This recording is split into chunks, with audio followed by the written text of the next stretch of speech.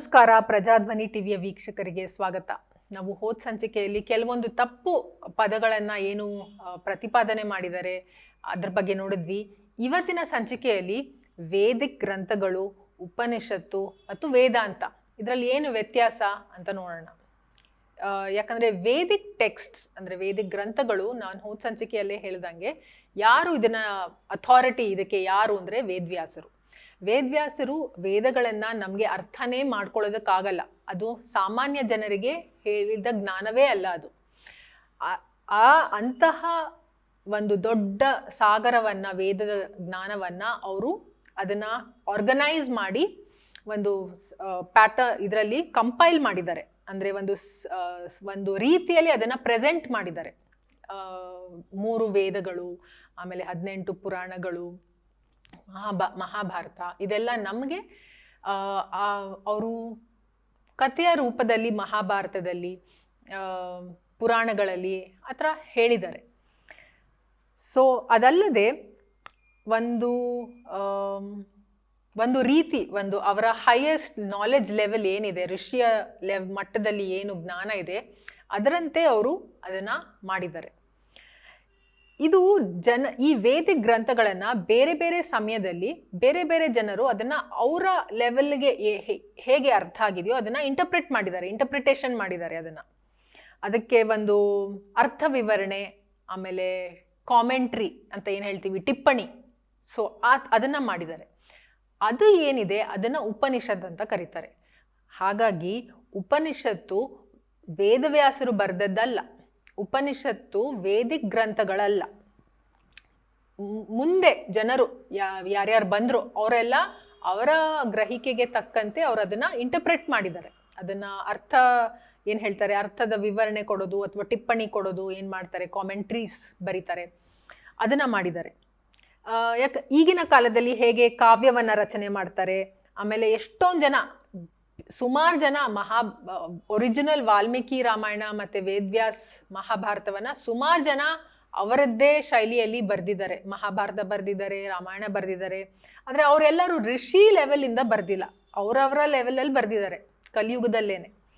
So ಅದ್ಯಾವುದೂ reality based ಅಂತ ಹೇಳೋಕ್ಕಾಗಲ್ಲ. ಅದು ಸತ್ಯ ಅಂತ ಒಪ್ಕೊಳ್ಳೋಕ್ಕೆ ಸಾಧ್ಯ ಇಲ್ಲ. ಯಾಕಂದರೆ ಅದು ಋಷಿಯಿಂದ ಬಂದಿರೋದಲ್ಲ. ಯಾಕಂದರೆ ಋಷಿಗಳಲ್ಲಿ ತುಂಬ ಎತ್ತರದ ಜ್ಞಾನ ಇರುತ್ತೆ.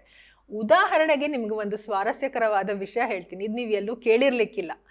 ರಾಮಾಯಣದಲ್ಲಿ ಒಂದು ಪ್ರಸಂಗ ಬರುತ್ತೆ. ಈ ಪ್ರಸಂಗ ಏನು ಅಂದರೆ, ಎಲ್ಲ ಆಯಿತು, ವನವಾಸ ಎಲ್ಲ ಆದಮೇಲೆ, ಪಟ್ಟಾಭಿಷೇಕ ಆದಮೇಲೆ, ಲಂಕೆಯಿಂದ ಸೀತೆ ವಾಪಸ್ ಬಂದಾದಮೇಲೆ, ಲವಕುಶರು ಇನ್ನೂ ಹುಟ್ಟಿರಲ್ಲ, ಇನ್ನು ಗರ್ಭಿಣಿ ಆಗಿದ್ದಾಗ ಸೀತೆ ಒಂದು ದೋಬಿ ಹೇಳ್ತಾನೆ, ಇಲ್ಲ ಸೀತೆಯನ್ನು ಒಪ್ಕೊಳ್ಬಾರ್ದು, ಯಾಕಂದರೆ ಅವನು ಲಂಕೆಯಲ್ಲಿ ಇದ್ದದ್ದು ಬೇರೆ ಪುರುಷ ದೇಶದಲ್ಲಿ ಒಪ್ಕೋಬಾರ್ದು ಅಂತ ಹೇಳಿದ್ದಕ್ಕೆ ರಾಮ ಮತ್ತೆ ಕಾಡಕ್ಕೆ ಕಳಿಸ್ದ ಸೀತೆನಾ ಅಂತ ಒಂದು ಪ್ರಸಂಗ ಬರುತ್ತೆ. ಇದರಲ್ಲಿ ಸ್ವಾರಸ್ಯಕರ ವಿಷಯ ಏನು ಅಂದರೆ, ಜನರು ಎಲ್ಲರೂ ತುಂಬ ಇದ್ರ ಬಗ್ಗೆ ಚರ್ಚೆ ನಡೆದಿದೆ. ರಾಮ ಹೆಂಗೆ ಮತ್ತೆ ಸೀತೆನೇ ಕಳಿಸಿದ್ದು, ಹಾಗೆ ಹೀಗೆ ಅಂತೆಲ್ಲ. ಆದರೆ ಇದರಲ್ಲಿ ನಿಜವಾದ ಕತೆ ಸಂಗತಿ ಏನು ಅಂದರೆ, ತ್ರೇತಾಯುಗದಲ್ಲಿ ಆ ಸಮಯದಲ್ಲಿ ಧೋಬಿ ಅಂತ ಒಂದು ಪ್ರೊಫೆಷನ್ನೇ ಇರಲಿಲ್ಲ. ಸೊ ಇದು ಆಮೇಲೆ ಬೇರೆ ಯಾರೋ ಈ ಕತೆನ ಸೇರಿಸಿರೋದು ಒರಿಜಿನಲ್ ರಾಮಾಯಣದಲ್ಲಿ ಈ ಪ್ರಸಂಗ ಇಲ್ಲ. ಸೊ ಹೀಗೆ ನಾವು ಇದನ್ನು ಸತ್ಯ ಅಂದ್ಕೊಂಡು ನಾವು ನಮ್ಮದೇ ಆದ ಏನೋ ಒಂದು ಜಗಳ ಮಾಡ್ಕೊಂಡಿರ್ತೀವಿ. ರಾಜಧರ್ಮಕ್ಕೋಸ್ಕರ ರಾಮ ಸೀತೆಯನ್ನು ಮತ್ತೆ ಕಳಿಸ್ಬೇಕಾಯ್ತು ಕಾಡಿಗೆ ಅಂತ. ಸೊ ಹೀಗೆ ನಾವು ಇದನ್ನು ಅದೇ ತರಹ ಉಪನಿಷತ್ತಲ್ಲೂ ಅಷ್ಟೇ ಎಷ್ಟು ನಿಜ, ಯಾವ ಕಾಂಟೆಕ್ಸ್ಟಲ್ಲಿ ಹೇಳಿದ್ದಾರೆ, ಏನು ಹೇಳಿದ್ದಾರೆ, ಯಾವ ಅರ್ಥದಲ್ಲಿ ಹೇಳಿದ್ದಾರೆ, ಇದ್ಯಾವುದು ನಮಗೆ ಗೊತ್ತಿಲ್ಲ. ಅದಕ್ಕೇನೆ ವೇದಿಕ್ ಕಾಲದಲ್ಲಿ ಎಲ್ಲರೂ ಈ ವೇದಿಕ್ ಗ್ರಂಥಗಳನ್ನು ಓದೋಕ್ಕೆ ಅರ್ಹರಲ್ಲ ಅಂತ ಅವರು ನಿಶ್ಚಯ ಮಾಡಿ ಗುರು ಮೂಲಕವೇ ಇದನ್ನೆಲ್ಲ ಜ್ಞಾನವನ್ನು ಪಡಿಬೇಕು ಅಂತ ಒಂದು ನಿಯಮವನ್ನು ಮಾಡಿದ್ದು. ಸೊ ಯಾರೂ ಕೂಡ ಸ್ವಂತ ನಾವೀಗೇನು ಓದ್ತೀವಿ, ಗೂಗಲಲ್ಲಿ ಓದಿ ನಮಗೆ ಜ್ಞಾನ ಬಂದಿದೆ ಅನ್ಕೋತೀವಿ, ಒಂದು ಪುಸ್ತಕ ಓದಿ ನಮಗೆ ಜ್ಞಾನ ಬಂದಿದೆ ಅನ್ಕೋತೀವಿ. ಆದರೆ ಹಿಂದಿನ ಕಾಲದಲ್ಲಿ ಹಾಗಲ್ಲ. ಒಂದು ಗುರು ಕೆಳಗೆ ಕಲ್ತ್ರೇನೆ ಅದು ಜ್ಞಾನ, ಇಲ್ಲಾಂದರೆ ಅದು ಜ್ಞಾನ ಲೆಕ್ಕಕ್ಕೆ ಬರಲ್ಲ. ಹಾಗೆ ಸುಮ್ಮನೆ ಯಾರ ಹತ್ರನೋ ಏನೋ ಕೇಳದೆ, ಅಂತೆ ಕಂತೆ ಸಂತೆ ನಮ್ಮದೆಲ್ಲ ಹಾಗೆ ಅಲ್ವಾ, ಅವ್ರು ಹೇಳಿದ್ರಂತೆ ಹಿಂಗಂತೆ ಹಂಗಂತೆ ಅಂತ. ಸೊ ಅದು ನಿಜವಾದ ಜ್ಞಾನಕ್ಕೆ ನಮಗೆ ದಾರಿಯನ್ನು ತೋರಿಸಲ್ಲ. ಉಪನಿಷತ್ತಿನ ಉಪನಿಷತ್ತು ಅಂದರೆ ವೇದಿಕ್ ಗ್ರಂಥ ಅಲ್ಲ, ಅದು ವೇದಿಕ್ ಗ್ರಂಥಗಳ ಮೇಲೆ ಕೆಲವರು ಏನು ಇಂಟರ್ಪ್ರಿಟೇಷನ್ ಕಾಮೆಂಟ್ರೀಸ್ ಕೊಟ್ಟಿದ್ದಾರೆ, ಅದು ಉಪನಿಷತ್ತು. ಈ ಉಪನಿಷತ್ನ ವೇದಾಂತದ ಒಂದು ಭಾಗ ಅಂತಲೂ ಹೇಳ್ತಾರೆ. ಈ ವೇದಾಂತ ಅನ್ನೋದು ಇನ್ನೊಂದು ಪದ. ಸೊ ಈ ವೇದಾಂತಿಗಳು ಹೇಳಿರೋದನ್ನು ನಾವು ಒಪ್ಪಬಹುದಾ, ನಂಬಬಹುದಾ ಅಂದರೆ, ಈ ವೇದಾಂತ ಅನ್ನೋ ಪದವೇ ತಪ್ಪು. ವೇದ ಪ್ಲಸ್ ಅಂತ್ಯ, ವೇದದ ಅಂತ್ಯ ವೇದಾಂತ. ಸೊ ಈ ಪದ ಕೂಡ ಸರಿಯಾದದ್ದಲ್ಲ. ಯಾಕಂದರೆ ವೇದ ಯಾವತ್ತೂ ವೇದಕ್ಕೆ ಅಂತ್ಯ ಅಂತಿಲ್ಲ, ಅದಕ್ಕೆ ಹುಟ್ಟೇ ಇಲ್ಲ, ಅದಕ್ಕೆ ಒಂದು ಪ್ರಾರಂಭವೇ ಇಲ್ಲ, ಸೊ ಅದಕ್ಕೆ ಅಂತ್ಯವೂ ಇಲ್ಲ. ಯಾವುದು ಇಟರ್ನಲ್ ಅಂದರೆ ಶಾಶ್ವತವಾದದ್ದು, ಯಾವುದು ಇಮ್ಮಾರ್ಟಲ್, ಯಾವುದು ಅಮರವಾದದ್ದು, ಅದಕ್ಕೆ ಇವರು ವೇದಾಂತ ಅಂತ ಹೆಸರಿಟ್ಟಿದ್ದಾರೆ. ಸೊ ಅದು ಕೂಡ ತಪ್ಪು. ವೇದಗಳಿಗೆ ಯಾವತ್ತೂ ಕೊನೆ, ಅಂತ್ಯ ಅಂತ ಇಲ್ಲವೇ ಇಲ್ಲ.